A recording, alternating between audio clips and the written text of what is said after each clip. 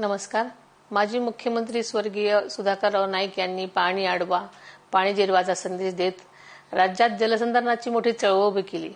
त्यांच्या या कार्याला अभिवादन करण्यासाठी 21 ऑगस्ट हा दिवस आपण जलसंधारण दिन म्हणून साजरा करत आहोत.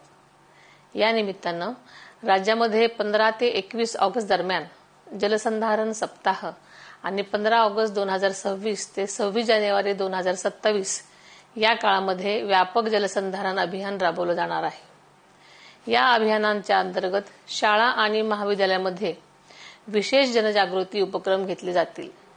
21 ऑगस्ट रोजी प्रत्येक जिल्ह्यात 3 किलोमीटरची महावॉकॅथॉन वॉक फॉर वॉटर आयोजित केलेली आहे.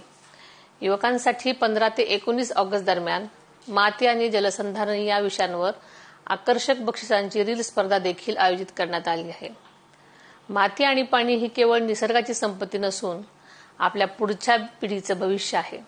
म्हणूनच माती वाचवा, पाणी जपा, सुरक्षित भविष्य घडवा या ध्येयाने ही मोहीम केवळ शासनाचीच न राहता आपल्या सर्वांची लोकचळवळ बनवूया.